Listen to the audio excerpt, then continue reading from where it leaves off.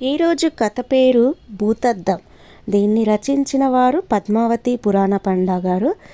ఇక కథలోకి వెళ్దాం. కళ్యాణి పెళ్ళయి 3 నెలలు గడిచింది. కూతురి పెళ్ళికి కట్నమేం లేదు, కానీ కానుకలు ఘనంగా ముట్ట చెప్పారు ప్రకాశం రమణి దంపతులు. అన్ని చోట్ల వెండి సామాను ఇచ్చారు. కాళ్ళు కడుగు పళ్ళెం, చెంబు, పానకం బిందెలు, పానకం గ్లాసులు, ఎదురు సన్నాహంలో ఇచ్చే బ్రష్, టంగ్ క్లీనరు, బొట్టు పెట్టే, కుంకుమ భరిణ, ఒకటేనే ఏముంది, అన్నీ వెండివే ఇచ్చింది రమణి. పిల్లని కాపురానికి పంపే టైం దగ్గర పడుతోంది.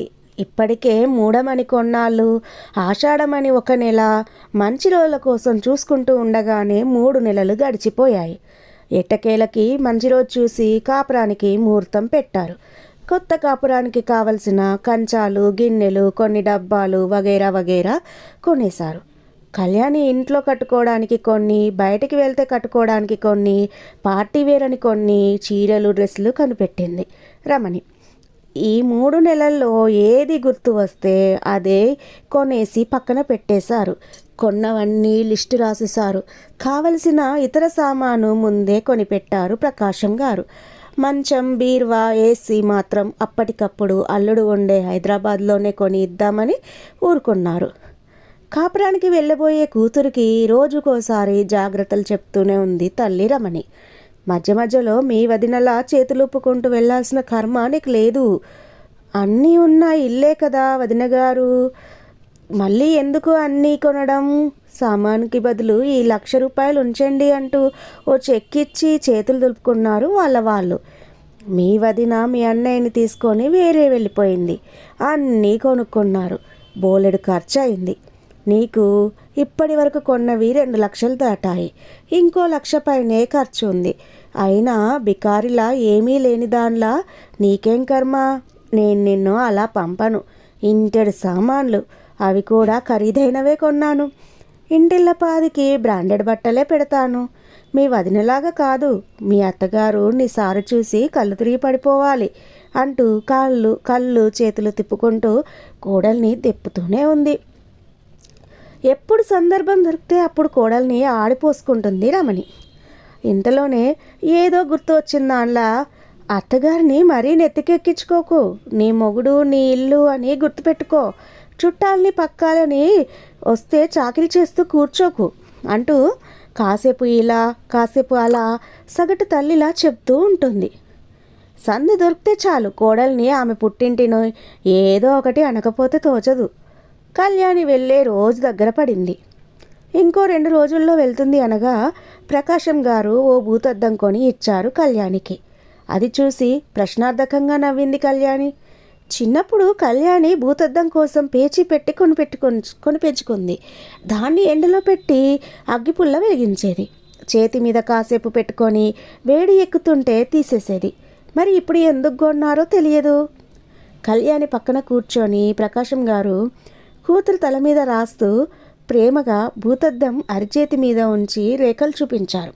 ఎన్నో రేఖలు అడ్డదిడ్డంగా ఉన్నాయి, ప్రపంచపటంలోని గీతల్లా. కొన్ని పెద్దగా, కొన్ని చిన్నగా ఉన్నాయి.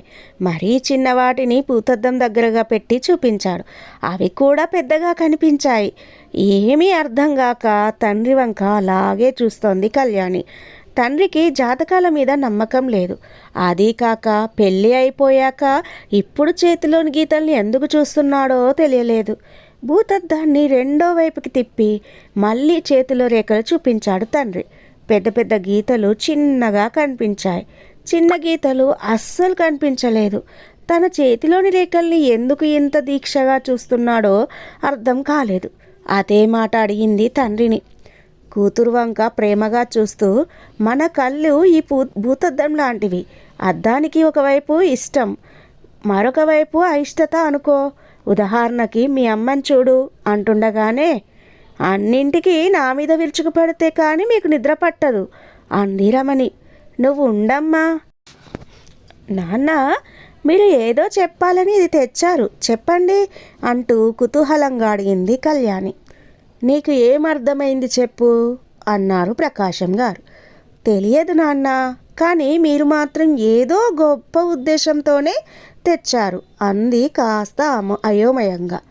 కాసేపు ఈ భూతద్దం మీ అమ్మ అనుకో అన్న ప్రకాశం మాట పూర్తి అవ్వకుండానే, నిజమే, నేను భూతాన్ని దెయ్యాన్ని, చివరికి ఇంతే, తండ్రి కూతురు ఒక్కటే.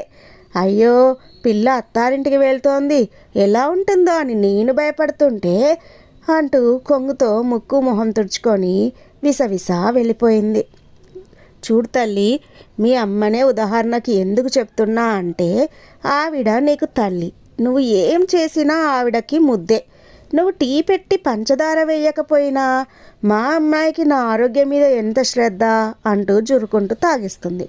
అదే టీ మీ వదిన ఇస్తే నాకు షుగర్ ఉందని నువ్వు రోజు చెప్పక్కర్లేదు, కాస్త పంచదార తగిలేసివ్వు అంటుంది. అదే పంచదార వేసి ఇస్తే నాకు షుగర్ అని గుర్తు చెయ్యాలా, త్వరగా పైకి పంపిద్దామనా అంటుంది. తండ్రి చెప్పేది కొంచెం కొంచెం అర్థమవుతోంది కళ్యాణికి. అంటే భూతద్దంలో ఇటు చూస్తే కూతురు, అటు చూస్తే కోడలు. టీ కప్పు మారలేదు, వ్యక్తి మారలేదు, నాలుక మారలేదు, కానీ స్పందన మారిపోయింది. వదిన చేసిన టీ నువ్వు తెచ్చిస్తే మెచ్చుకునే నాలిక, అదే వదిన ఇస్తే అంటూ నవ్వుతూ ఆగిపోయారు. తెలిసింది నాన్న అంటున్న కళ్యాణితో, ఇంకొక్క మాట తల్లి అన్నారు కాస్త వణుకుతున్న గొంతుతో. ఇప్పుడు ఇదే భూతద్దం నువ్వనుకో అన్నారు చెక్కు చెదరని చిరునవ్వుతో. కనుబొమ్మలు ముడివేసి ప్రశ్నార్థకంగా చూసింది. పుట్టింట్లో తల్లితో గొడవలు పడతాం, వాదిస్తాం, తర్వాత మర్చిపోతాం అంటూ కాస్త ఊపిరి పీల్చుకున్నారు. అవునన్నట్టు తల ఊపింది. అదే గొడవలు అత్తగారితో వస్తాయి. ఇప్పుడు అమ్మ వదినతో మాట్లాడినట్లు మీ అత్తగారు కూడా మాట్లాడవచ్చు. అప్పుడు నీకు కూడా భూతద్దంలో ఒకవైపు అమ్మ, వేరొక వైపు అత్తగారు కనిపిస్తారు అంటూ ఆగారు. అప్పటికే ఆయన కళ్ళు చెమ్మగిల్లుతున్నాయి. ఇప్పుడెందుకు నాన్న అవన్నీ అంది కళ్యాణి. ఇప్పుడే అన్నీ చెప్పాలి తల్లి. ఒక కుటుంబం బాగుండటము బాగుండకపోవడము ఆ ఇంటి గృహిణి మీద ఉంటుంది. నువ్వు కూడా అమ్మని అత్తని ఒకవైపు నుండే చూడడం నేర్చుకో, అప్పుడు ఇబ్బంది ఉండదు. నీ ప్రవర్తన మీదే ఇల్లు, ఇంట్లో మనశ్శాంతి ఉంటాయి. ముఖ్యంగా నీ భర్త విషయంలో నీకు నీ అత్తగారికి మధ్య తెలియని పోటీ ఉంటుంది. మీ మధ్య జరిగే ఈ వ్యవహారం వల్ల నీ భర్త మానసిక సంఘర్షణకి గురి అవుతాడు. తల్లికి చెప్పలేడు, కొత్తగా వచ్చిన నిన్ను ఇబ్బంది పెట్టలేడు, నలిగిపోతాడు. కొందరు వ్యసనాలకి బానిసవుతారు అంటూ ఒక్క నిమిషం ఆగారు. తండ్రి చెప్పే ప్రతి మాట శ్రద్ధగా వింటోంది కళ్యాణి. ఒక నిమిషం ఆగి ఊపిరి పీల్చుకొని మళ్ళీ ప్రారంభించారు ప్రకాశం గారు. అలాంటి సంఘర్షణల వల్ల మీ అమ్మకి చెప్పలేక, మా అమ్మకి చెప్పలేక నలిగిపోయాను నేను. మా అమ్మని విడిచిపెట్టలేను, మీ అమ్మని తృప్తిపరచలేను. వాళ్ళు ఆ కాలం వాళ్ళు. మా నాన్నగారు నాకు సలహా ఇచ్చారు, దగ్గరగా ఉండి దూరం అయ్యే బదులు దూరంగా ఉండి దగ్గరవ్వమని. నేనా పని చెయ్యలేదు. అదే సలహా మీ అన్నయ్యకి ఇచ్చాను. వాడు వేరే వెళ్ళాడు. మీ అమ్మ అన్నయ్యని వదినని ఏదో ఒకటి అంటుంది. మీ అన్నయ్య చేతకాని వాడని, పెళ్ళాం కొంగు పట్టుకొని వెళ్ళిపోయాడని నీకు తెలియంది కాదు. నేను కూడా అలా మీ అమ్మతో వచ్చేసి ఉంటే అప్పుడు మా అమ్మ కూడా అలాగే అనుకొని ఉండేది. ఇవి ఇలా జరుగుతూ ఉంటాయి అంటున్నప్పుడు ప్రకాశం గారి కళ్ళల్లో తడి.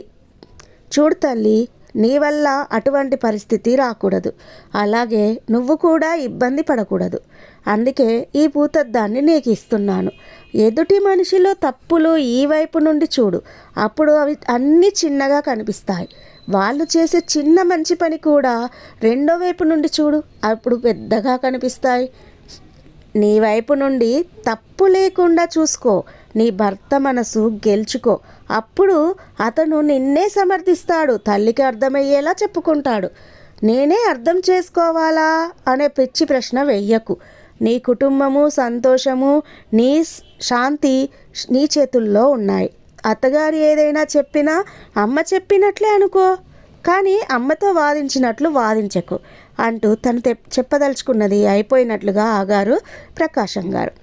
తండ్రి వంక ప్రేమగా చూస్తూ తన భవిష్యత్తుని ఆనందమయం చేసుకోవడానికి ఆ భూతద్దాన్ని తీసుకొని తన పెట్టె లోపల భద్రంగా పెట్టుకుంది కళ్యాణి.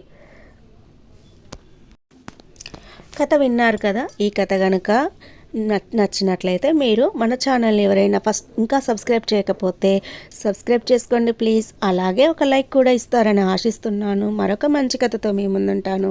అంతవరకు బాయ్ ఫ్రెండ్స్. ఇంతవరకు నన్ను ఆదరిస్తున్న శ్రోతలందరికీ నా యొక్క హృదయపూర్వక ధన్యవాదాలు.